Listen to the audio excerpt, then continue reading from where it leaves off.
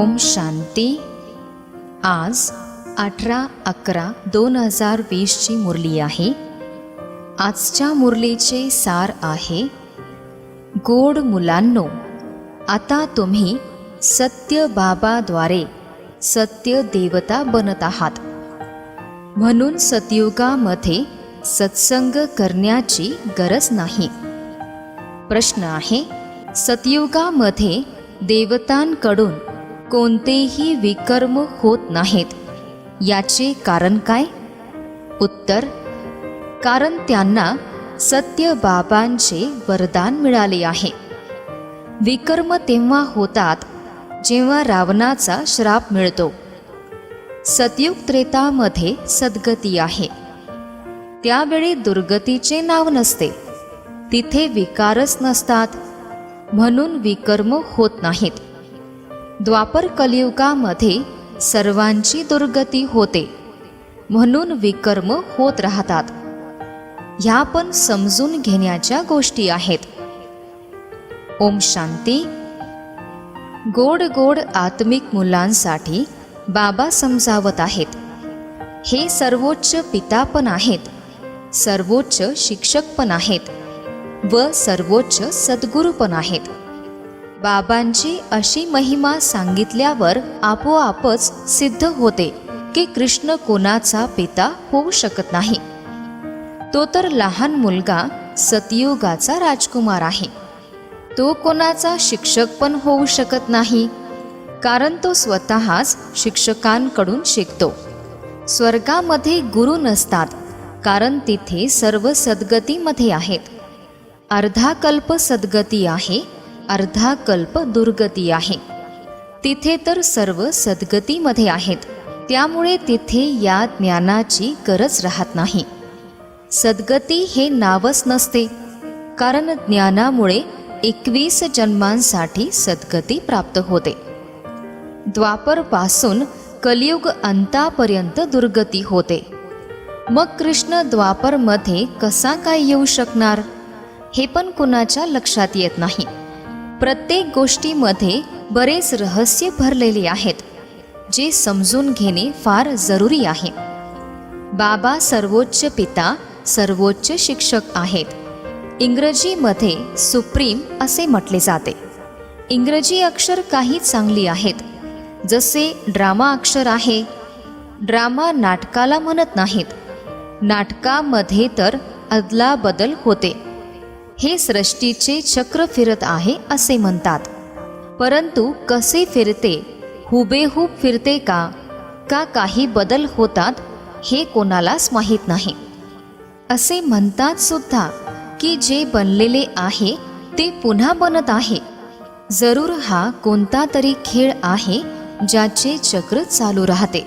या चक्रामध्ये मनुष्यांना पण चक्कर लावावे लागतात. आता या चक्राचे आयुष्य किती आहे, याची कशी पुनरावृत्ती होते, याला फिरण्यासाठी किती वेळ लागतो, हे कोणीही जाणत नाहीत. इस्लामी, बौद्धी इत्यादी सर्व घराणे आहेत, ज्यांची विश्व नाटकामध्ये भूमिका आहे. तुम्हा ब्राह्मणांची राजधानी नाही, हे ब्राह्मणांचे कुळ आहे. सर्वोच्च ब्राह्मण कुळ असे म्हटले जाते. देवी देवतांचे पण कुळ आहे, हे तर समजून घेणे फार सोपे आहे. सूक्ष्मवतनमध्ये फरिश्ते असतात, तिथे हाडामासाचा देह नसतो. देवतांना सुद्धा हाडामासाचा देह आहे. ब्रह्माचं विष्णू, विष्णूचं ब्रह्मा. विष्णूच्या नाभी कमलमधून ब्रह्माला का दाखवले आहे? सूक्ष्मवतनमध्ये तर या गोष्टी नसतात.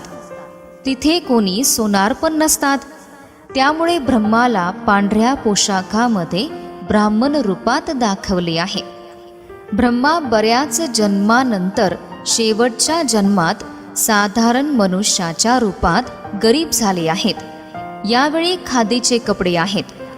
ते बिचारे समजत नाहीत की सूक्ष्मदेह काय असतो. तुम्हाला बाबा समजावतात. तिथे फरिश्तेच असतात, ज्यांना हाडामासाचा देह नसतो. सूक्ष्मवतनमध्ये तर हा शृंगार इत्यादी नसतो, परंतु चित्रांमध्ये दाखवतात त्यामुळे बाबा त्यांचा पण साक्षात्कार करवतात आणि मग अर्थ समजावतात. जसे हनुमानाचा साक्षात्कार करवतात, परंतु हनुमानासारखा कोणीही मनुष्य नसतो. भक्ती मार्गामध्ये अनेक प्रकारची चित्र बनवली आहेत. ज्यांचा त्यावर विश्वास बसतो त्यांना असे काही सांगितले तर ते बिघडून जातात. देवतांची किती पूजा करतात, मग त्यांना पाण्यात बुडवतात. हा सर्व भक्ती मार्ग आहे. भक्ती मार्गाच्या दलदलीमध्ये गळ्यापर्यंत बुडाले आहेत. मग त्यांना बाहेर कसे काढायचे? बाहेर काढणे सुद्धा खूप अवघड होऊन जाते. काही जण तर दुसऱ्यांना काढण्यासाठी निमित्त बनतात, परंतु स्वतः बुडून जातात. स्वतः गळ्यापर्यंत दलदलीमध्ये फसलेली आहेत, म्हणजे काम विकारामध्ये अडकले आहेत. ही सर्वात मोठी दलदल आहे. सतयुगामध्ये अशा गोष्टी नसतात. आता तुम्ही सत्य बाबाद्वारे सत्य देवता बनत आहात, मग तिथे सत्संग नसतो. सत्संग इथे भक्ती मार्गामध्ये करतात. असे समजतात की ही सर्व ईश्वराची रूप आहेत. काहीच समजत नाहीत. बाबा समजावतात, कलियुगामध्ये सर्व पापात्मे आहेत. सतयुगामध्ये पुण्य आत्मे असतात. रात्रंदिवस एवढा फरक आहे. आता तुम्ही संगम युगात आहात. कलियुग आणि सतयुग दोघांनाही जाणता. मुख्य गोष्ट या किनाऱ्यावरून त्या किनाऱ्याकडे जाण्याची आहे. क्षीरसागर आणि विषय सागराचे गायन आहे, परंतु अर्थ काहीच समजत नाहीत. आता बाबा कर्म आणि अकर्माचे रहस्य सांगतात. कर्म तर मनुष्य करतातच, मग कोणाचे कर्म अकर्म होतात आणि कोणाचे कर्म विकर्म होतात. रावण राज्यामध्ये सर्व कर्म विकर्म होऊन जातात. सतयुगामध्ये विकर्म होत नाहीत, कारण तिथे रामराज्य आहे. बाबांकडून वरदान मिळालेले आहे. रावण श्राप देतो. हा सुख आणि दुःखाचा खेळ आहे. दुःखामध्ये सर्वजण बाबांची आठवण करतात. सुखामध्ये कोणीही आठवण करत नाही, कारण स्वर्गामध्ये विकारच नसतात. मुलांना समजावले आहे की आता स्वर्गाची कलम लावली जाते. ही कलम लावण्याची परंपरा पण आत्ताच सुरू झाली आहे. बाबांनी नव्या दुनियेची कलम लावणे सुरू केले. पूर्वी जेव्हा इंग्रज सरकार होते तेव्हा कधी वर्तमानपत्रामध्ये असे येत नव्हते की झाडांची कलम लावतात. आता बाबा देवी देवता धर्माची कलम लावतात. आणखी कोणीही कलम लावत नाहीत. अनेक धर्म आहेत. देवी देवता धर्म प्रायः लोप झाला आहे, म्हणजे नाहीसा झाला आहे. धर्मभ्रष्ट कर्मभ्रष्ट झाल्याने नाव सुद्धा उलटे सुलटे ठेवतात. जे देवी देवता धर्माचे आहेत त्यांना पुन्हा त्याच देवी देवता धर्मामध्ये यायचे आहे. प्रत्येकाला आपापल्या धर्मामध्ये जायचे आहे.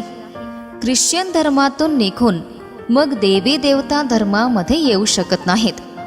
मुक्त तर होऊ शकत नाहीत. हां, कोणी देवी देवता धर्माचे धर्मांतर करून म्हणजे धर्म परिवर्तन करून ख्रिश्चन धर्मामध्ये गेले असतील तर ते पुन्हा आपल्या देवी देवता धर्मामध्ये येतील. त्यांना हे ज्ञान आणि योग खूप आवडेल. त्यामुळे सिद्ध होते की ते आपल्या धर्मातील आहेत. यामध्ये खूप विशाल बुद्धी पाहिजे. समजण्याची आणि समजावून सांगण्याची धारणा करायची आहे. पुस्तक वाचून सांगायचे नाही. जसे कोणी गीता सांगतात, सर्व मनुष्य बसून ऐकतात. काही जण तर गीताचे श्लोक अगदी तोंडपाठ करतात. बाकी तर त्यांचा अर्थ प्रत्येकजण आपापला बसून सांगत असतात. श्लोक सगळे संस्कृतमध्ये आहेत. इथे तर महिमा आहे की समुद्राला शाई बनवा, संपूर्ण जंगलाला कलम बनवा, तरी पण ह्या ज्ञानाचा अंत होत नाही. गीता तर फार छोटी आहे. 18 अध्याय आहेत. एवढी छोटी गीता बनवून गळ्यामध्ये घालतात. फार लहान अक्षर असतात. गळ्यामध्ये घालण्याची पण सवय होते. किती छोटे लॉकेट बनवतात. खरे तर ही सेकंदाची गोष्ट आहे. बाबांचे बनले तर जसे काय विश्वाचेच मालक बनले. बाबा, मी तुमचा 1 दिवसाचा मुलगा आहे असे पण लिहिणे सुरू करतात. एका दिवसातच निश्चय होतो आणि एका झटक्यात बाबांना पत्र लिहितात. मुलगा झाला तर विश्वाचा मालक झाला. हे पण कोणाच्या बुद्धीमध्ये खूप कठीणाईने बसते. तुम्ही विश्वाचे मालक बनत आहात. तिथे आणखी कोणताही खंड नसतो. नाव निशाणी पण नाहीशी होऊन जाते. कोणालाही माहीत नाही की हा खंड होता. जर माहीत असले असते तर जरूर त्याचा पण इतिहास भूगोल असायला पाहिजे. तिथे ते नसतातच. त्यामुळे म्हटले जाते की तुम्ही विश्वाचे मालक बनणारे आहात. बाबांनी सांगितले आहे, मी तुमचा पिता पण आहे, ज्ञानाचा सागर पण आहे. हे तर फार सर्वोच्च ज्ञान आहे, ज्यामुळे आपण विश्वाचे मालक बनतो. आपले बाबा सर्वोच्च आहेत. सत्य पिता, सत्य शिक्षक आहेत. सर्व काही सत्यच सांगतात. बेहदचे शिक्षण देतात. बाबा बेहदचे गुरु आहेत. सर्वांची सद्गती करतात. एकाचीच महिमा केली तर मग ती महिमा दुसऱ्याची असू शकत नाही. जेव्हा ते आपल्यासारखे दुसऱ्यांना बनवतील तेव्हाच तसे होऊ शकेल. मग तुम्ही पण पतित पावन बनले ना. ते लोक सतनाम असे लिहितात. पतित पावन गंगा या माता आहेत. शिवशक्ती म्हणा किंवा शिववंशी म्हणा. शिववंशी ब्रह्मा कुमार कुमारी. शिववंशी तर सर्वच आहेत. बाकी ब्रह्माद्वारे रचना रचतात. तर संगम युगातच ब्रह्मा कुमार कुमारी बनतात. ब्रह्माद्वारे दत्तक घेतात. सर्वप्रथम ब्रह्मा कुमार कुमारी असतात. जर कोणी विरोध केला तर त्यांना सांगा, हे प्रजापिता आहेत. यांच्यामध्ये शिव प्रवेश करतात. बाबा म्हणतात, अनेक जन्मानंतर शेवटच्या जन्मामध्ये मी ब्रह्मामध्ये प्रवेश करतो. असे दाखवतात की विष्णूच्या नाभीतून ब्रह्मा निघाले. बरं, मग विष्णू कोणाच्या नाभीतून निघाले? त्यांना बाणाची निशाणी देऊ शकता. दोघे एकमेकातून निघतात. ब्रह्माच विष्णू, विष्णूच ब्रह्मा बनतात. हे त्यांच्यातून आणि ते त्यांच्यातून निर्माण होतात. ब्रह्मा बनायला 1 सेकंद लागतो आणि विष्णू बनायला 5000 वर्ष लागतात. या आश्चर्यकारक गोष्टी आहेत. तुम्ही सांगू शकता, बाबा म्हणतात, लक्ष्मीनारायण 84 जन्म घेतात. मग त्यांच्याच अनेक जन्मानंतर शेवटच्या जन्मामध्ये मी प्रवेश करून असे बनवतो. ही समजून घेण्याची गोष्ट आहे.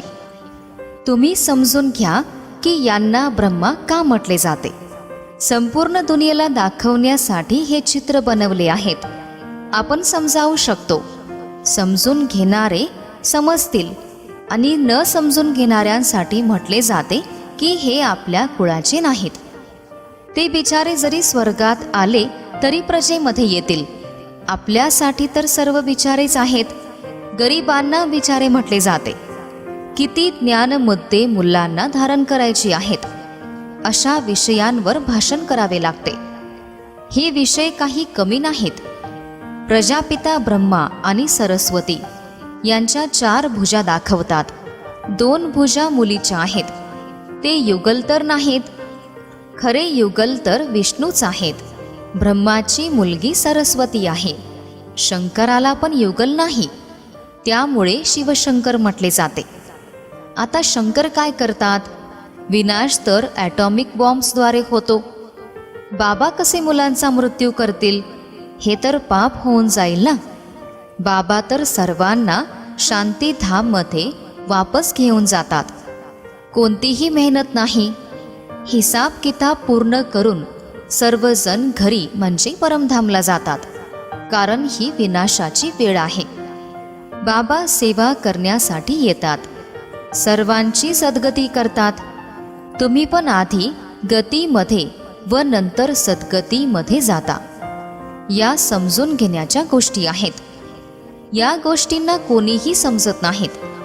तुम्ही पाहता काही जण तर खूप डोके खातात, काहीच समजत नाहीत. जे कोणी चांगले समजणारे असतील ते इथे येऊन समजून घेतील. त्यांना सांगा, प्रत्येक गोष्ट समजून घ्यायची असेल तर त्यासाठी वेळ द्या. इथे तर आदेश आहे की सर्वांना बाबांचा परिचय द्या. हे काट्याचे जंगल आहे, कारण इथे एकमेकांना दुःख देतात. याला दुःखधाम म्हटले जाते. सतयुग सुखधाम आहे.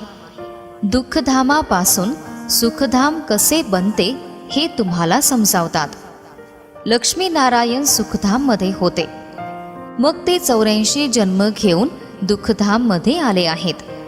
हे ब्रह्माचे नाव पण कसे ठेवले तर बाबा म्हणतात की मी ब्रह्मामध्ये प्रवेश करून बेहदचा संन्यास करवतो. एका झटक्यात संन्यास करवतो, कारण बाबांना सेवा करवायची आहे तर तेच करवतात. ब्रह्मानंतर बरेच निघाले ज्यांचे नाव बदलण्यात आले. याचेच उदाहरण म्हणून ते लोक मांजरीची पिल्ल दाखवतात. त्या सर्व दंतकथा आहेत. मांजराची पिल्ल कशी काय असू शकतात? मांजर इथे बसून थोडेच ज्ञान ऐकणार. बाबा बऱ्याच युक्ती सांगतात. कोणती गोष्ट कोणाला समजत नसेल तर त्यांना सांगा, जोपर्यंत बाबांना समजून घेतले नाही तर आणखी काहीही समजू शकणार नाही. एकाच गोष्टीवर निश्चय करा आणि लिहा, नाही तर विसरून जाल. माया विसरायला लावते. मुख्य गोष्ट आहे बाबांचा परिचय देणे. आपले बाबा सर्वोच्च पिता, सर्वोच्च शिक्षक आहेत, जे संपूर्ण विश्वाच्या आदि मध्य अंताचे रहस्य समजावतात, ज्याची कोणालाच माहिती नाही. हे समजावून सांगण्यासाठी वेळ पाहिजे. जोपर्यंत बाबांना समजून घेतले नाही तोपर्यंत हा प्रश्न निर्माण होत राहील. बाबांनाच नाही समजले तर बादशाहीला पण समजणार नाहीत. फुकटच संशय घेत राहतात. असे का? शास्त्रांमध्ये तर असे सांगितले आहे. म्हणून आधी सर्वांना बाबांचा परिचय द्या. अच्छा, गोड गोड फार फार वर्षांनी भेटलेल्या मुलांप्रती मात पिता बाप दादांचे प्रेमपूर्ण आठवण आणि सुप्रभात. आत्मिक पित्याचा आत्मिक मुलांना नमस्ते. आत्मिक मुलांचाही आत्मिक पित्यांना नमस्ते. धारणेसाठी मुख्य सारांश आहे. पहिला सारांश, कर्म अकर्म आणि विकर्माच्या गुह्य गतीला बुद्धीमध्ये ठेवून आता कोणतेही विकर्म करायचे नाही. ज्ञान आणि योगाची धारणा करून दुसऱ्यांनाही सांगायचे आहे. दुसरा सारांश, सत्य बाबांचे सत्य ज्ञान देऊन मनुष्यांना देवता बनवण्याची सेवा करायची आहे. विकारांच्या दलदलीमधून सर्वांना बाहेर काढायची आहे. आजचे वरदान आहे, आपल्या शक्तिशाली स्थितीद्वारे मनसा सेवेचे प्रमाणपत्र प्राप्त करणारे स्व-अभ्यासी भव. विस्तार आहे, विश्वाला प्रकाश आणि शक्तीचे वरदान देण्यासाठी अमृतवेलेला आठवणीच्या स्व-अभ्यासाद्वारे शक्तिशाली वातावरण बनवा. तेव्हाच मनसा सेवेचे प्रमाणपत्र प्राप्त होईल.